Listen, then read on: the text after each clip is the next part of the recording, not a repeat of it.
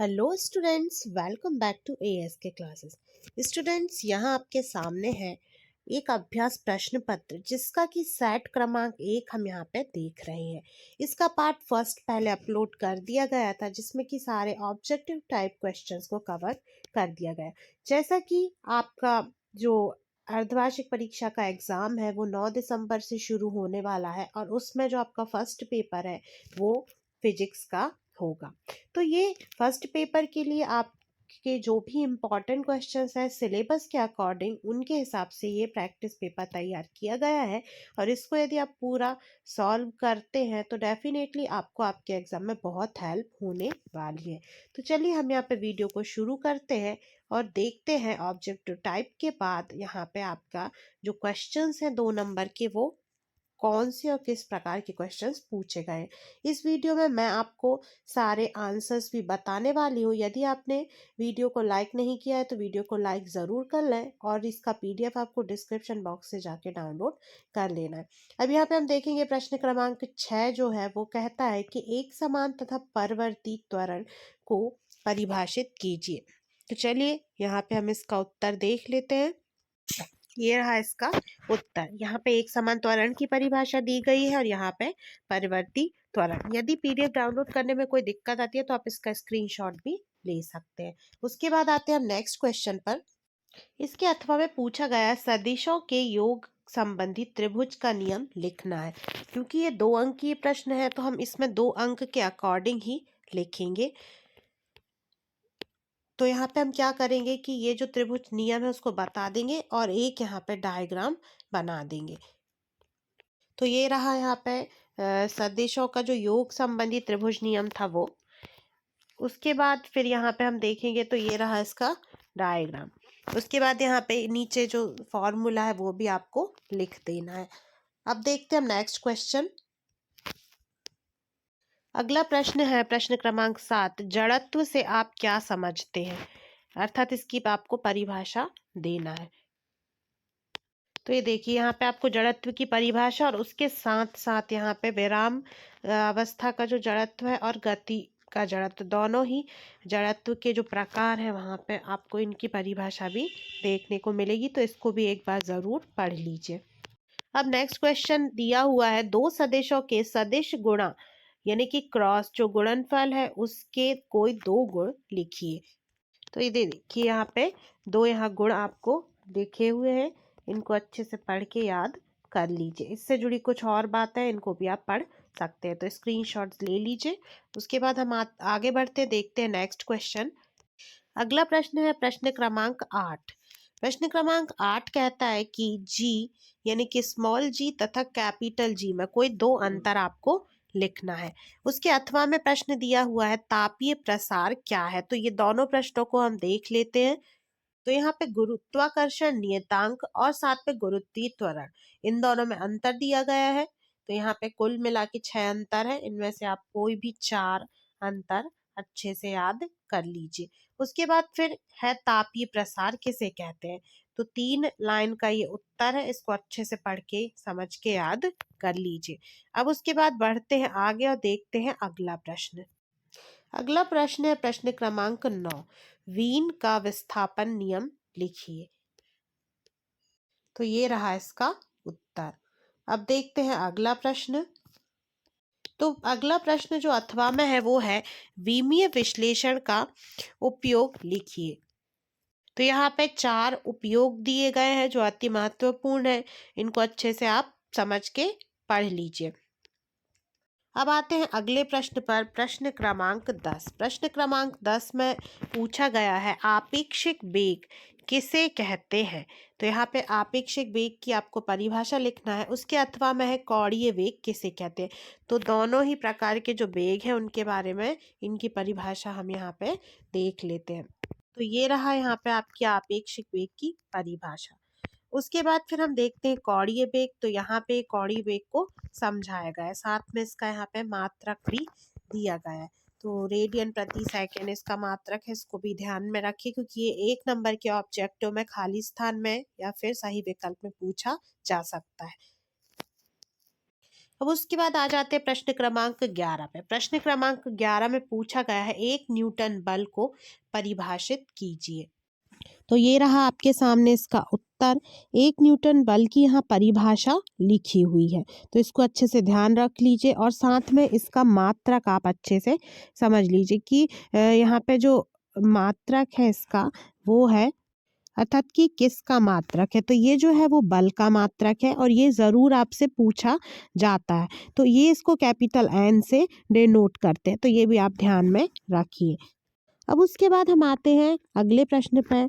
इसका जो अथवा है वो क्या है, वो है गतिक घर्षण के प्रकार बताइए। तो ये यहाँ पे 4 प्रकार का होता है और ये रहा इसका उत्तर। अब उसके बाद आगे बढ़ते हैं, देखते हैं अगला प्रश्न। अगले प्रश्न में पूछा गया है, कोणीय संवेग संरक्षण का नियम यहाँ पे आपको लिखना है।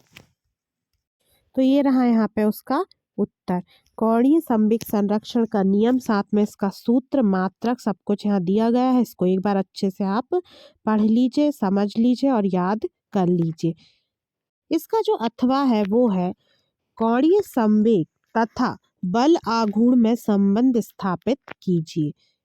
तो ये रहा यहाँ पे इसका उत्तर।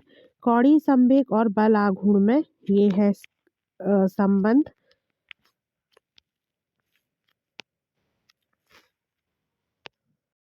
फिर है प्रश्न क्रमांक 13।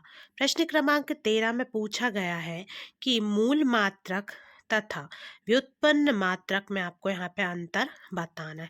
चलिए इसका उत्तर देख लेते हैं।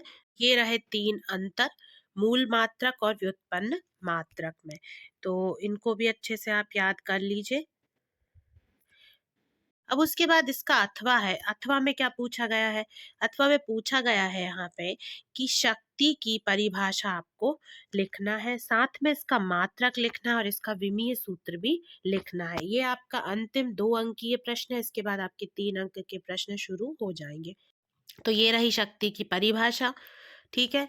उसके बाद हम देखते हैं इसका विमीय सूत्र और मात्रक। तो ये रहा इसका विमीय सूत्र, ये देखिए ये दिया गया है ml² t-3।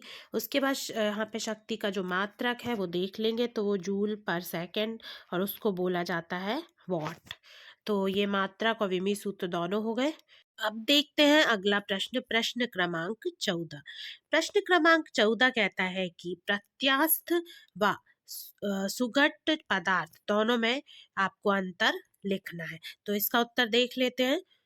ये है प्रत्यास्थ और अप्रत्यास्थ, ठीक है। तो ये रहा अंतर। उसके बाद फिर नेक्स्ट क्वेश्चन, अगला प्रश्न है पास्कल का नियम लिखिए। तो यहाँ पे पास्कल का नियम लिखना है, जरूरी नहीं है, सिर्फ आप यहाँ पे परिभाषा और एक चित्र बना सकते हैं। तो ये पास्कल का नियम हो गया, ये इसका डायग्राम है, ये बना दीजिए, ठीक है।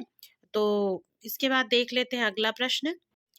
अगला प्रश्न है आपके सामने यहाँ प्रश्न क्रमांक 15। प्रश्न क्रमांक 15 में पूछा गया है कि श्यानता गुणांक की परिभाषा लिखिए। तो ये रहा इसका उत्तर। यहाँ पे श्यानता गुणांक की परिभाषा लिखी हुई है, अच्छे से इसको पढ़ लीजिए। फिर इसका जो अथवा है वो है, बर्नौली का सिद्धांत स्पष्ट कीजिए। तो यहाँ पे देखिए बर्नौली का जो प्रमेय है वो दिया गया है, तो इसका स्क्रीनशॉट ले लीजिए। उसके बाद फिर आगे यहाँ पे आपका जो डायग्राम है जो आपको यहाँ बनाना है वो है, तो इसका भी अच्छे से स्क्रीनशॉट ले लीजिए, अच्छे से इसको तैयार कर लीजिए, ये इम्पोर्टेंट है। उसके बाद आते हैं नेक्स्ट क्वेश्चन पर। अब देखिए अगला प्रश्न क्या कहता है। अगला प्रश्न कहता है प्रश्न क्रमांक 16, वायुयान किस सिद्धांत पर एवं किस प्रकार कार्य करता है स्पष्ट कीजिए। तो इसका जो उत्तर है वो क्या है कि वायुयान जो है वो बर्नौली के सिद्धांत पर कार्य करता है और साथ में किस प्रकार, तो इसको यहाँ पे पूरा समझाया गया है और साथ में उसका उदाहरण भी है। पहले इसका स्क्रीनशॉट लीजिए, फिर ये उदाहरण भी यहाँ पे दिया गया है, ठीक है। अब उसके बाद यहाँ पे आपको ये समझाया गया है, फिर उसके बाद यहाँ इसका चित्र भी है, तो इसका चित्र जो है उसका भी स्क्रीनशॉट ले लीजिए। अब उसके बाद इसका अथवा है। अथवा में पूछा गया है केशिकीय उन्नयन किसे कहते हैं। तो ये रहा इसका उत्तर। उसके बाद इसका मैं आप एक डायग्राम बना सकते हैं इस प्रकार का, तो इसका भी स्क्रीनशॉट ले लीजिए। अब उसके बाद अगला प्रश्न है प्रश्न क्रमांक 17। प्रश्न क्रमांक 17 में क्या पूछा गया है कि संरक्षी बल एवं असंरक्षी बल में अंतर स्पष्ट कीजिए। देखिए ये रहा इसका उत्तर। 3 अंतर है, इन्हें अच्छे से याद कर लीजिए। उसके बाद फिर अगला प्रश्न है ये जो अथवा है 17 का, वो है कहता है कि एक समान त्वरित गति में एक्स टी ग्राफ खींचकर गति के समीकरण को प्राप्त कीजिए। ये जो प्रश्न है वो गति के तृतीय समीकरण के लिए बनता है, तो यहाँ पे हम पहले ग्राफ बना लेंगे। उसके बाद फिर नीचे इसको सिद्ध करते हुए यहाँ पे आप स्क्रीनशॉट लेते चलिए। इसके बाद सेकंड वाला ये ले लीजिए। फिर यहाँ पे जब सूत्र में यहाँ मान रखने के बाद यहाँ अंतिम में आपका गति का तृतीय समीकरण जो है वो सिद्ध हो जाएगा। अब उसके बाद हम देखते हैं अगला प्रश्न, प्रश्न क्रमांक 18। प्रश्न क्रमांक 18 में बोला गया है कि प्रक्षेप्य गति किसे कहते हैं? पृथ्वी सतह से क्षैतिज से किसी कोण पर फेंके गए प्रक्षेप्य के लिए उड्डयन काल, प्राप्त अधिकतम ऊंचाई एवं क्षैतिज परास के लिए आपको सूत्र ज्ञात करना है या सूत्र की स्थापना करना है। तो ये देखिए प्रक्षेप्य गति के लिए जब आप व्यंजक ज्ञात करेंगे तो पहले आपको यहाँ थ्योरी लिखना होगी। उसके बाद ये डायग्राम, ठीक है, फिर उसके बाद डायग्राम का स्क्रीनशॉट ले लीजिए। फिर उसके बाद उड्डयन काल और फिर उसके आगे यहाँ पे सूत्र की स्थापना उड्डयन काल के लिए। फिर उसके बाद क्षैतिज परास के लिए ये यहाँ पे नीचे तक आपको कर लेना है। उसके बाद फिर आते हैं हम नेक्स्ट क्वेश्चन पर। नेक्स्ट क्वेश्चन कहता है कि वृत्तीय गति किसे कहते हैं? एक समान वृत्तीय गति के लिए अभिकेंद्रीय त्वरण ज्ञात कीजिए। तो देखिए ये रही वृत्तीय गति की परिभाषा। यहाँ आपको ये डायग्राम बना देना है। उसके बाद फिर यहाँ पे व्यंजक की स्थापना जो की जाएगी, तो ये रहा इसका व्यंजक। एक बार में यहाँ पे स्क्रीनशॉट ले लीजिए, ठीक है। अब उसके बाद अब ले लीजिए। अब उसके बाद हम देखते हैं यहाँ पे नीचे जो है वी स्क्वायर अपॉन आर है, ठीक है ना, ये ध्यान रखिए अपॉन आर है नीचे। उसके बाद हम देखते हैं अगला प्रश्न, प्रश्न क्रमांक 19। प्रश्न क्रमांक 19 में पूछा गया है कि क्षेत्रीय प्रसार से क्या तात्पर्य है? क्षेत्रीय प्रसार गुणांक की परिभाषा, सूत्र एवं मात्रक लिखिए। तो ये रहा इसका उत्तर। क्षेत्रीय प्रसार के बारे में बताया गया है, फिर इसका गुणांक, यहाँ पे मात्रक और सूत्र दिया गया है। तो देखिए मात्रक और सूत्र के लिए आप इसका स्क्रीनशॉट और ले लीजिए। यहाँ पे मात्रक आपको क्लियरली और सूत्र यहाँ पे देखने को मिल जाएगा, ठीक है। परिभाषा के लिए ये ऊपर से आप पढ़ सकते हैं और साथ में यहाँ पे मात्रक और सूत्र के लिए ये वाला आप अच्छे से तैयार कर लीजिए। उसके बाद फिर अगला जो प्रश्न है, इसका जो अथवा है वो है समतापी तथा रुद्धोष्म प्रक्रम में अंतर लिखिए। ये आपका 4 अंकीय प्रश्न है, इसलिए आपको कम से कम 4 अंतर इसमें अच्छे से लिख देना है। जब आप 4 अंक अंतर यहाँ लिखेंगे तब आपको यहाँ पूरे के पूरे नंबर मिल सकते हैं। अब उसके बाद यहाँ पे अंतिम जो प्रश्न है वो है प्रश्न क्रमांक 20। प्रश्न क्रमांक 20 में पूछा गया है रेखीय प्रसार गुणांक और आयतन प्रसार गुणांक में संबंध यहाँ पे स्थापित करना है। तो ये देखिए पहले आपको यहाँ पे एक घन बना देना है। उसके बाद फिर यहाँ पे आपको मान लेना है कि उसका रेखीय प्रसार गुणांक क्या है, और उसके बाद फिर यहाँ पे सूत्र में मान रखना है। फिर उसके पश्चात इसको हल करना है। इसका स्क्रीनशॉट लेते चलिए और फिर हल करने के बाद अंतिम में यहाँ पे आ जाएगा कि ये इसके 3 गुना यहाँ पे इसका मान आएगा। अर्थात कि यहाँ पे जो आयतन प्रसार गुणांक है वो रेखीय प्रसार गुणांक का 3 गुना है, ये आपको ध्यान रखना है। इसलिए रेखीय प्रसार गुणांक में जब 3 का गुणा हो रहा है तब आयतन प्रसार गुणांक के ये बराबर आ रहा है। तो ये इनके बीच का संबंध है। उसके बाद आते हैं हम अगले प्रश्न पर, और ये इस मॉडल पेपर का अंतिम प्रश्न है कि ऊष्मागतिकी के प्रथम नियम के आधार पर निम्नलिखित की आपको व्याख्या करना है, जिसमें कि पहले नंबर पर समतापी प्रक्रम, दूसरा रुद्धोष्म प्रक्रम और तीसरा चक्रीय प्रक्रम। तो इन तीनों प्रश्नों के जो उत्तर हैं वो हम देख लेते हैं। तो ये रहा समतापी प्रक्रम।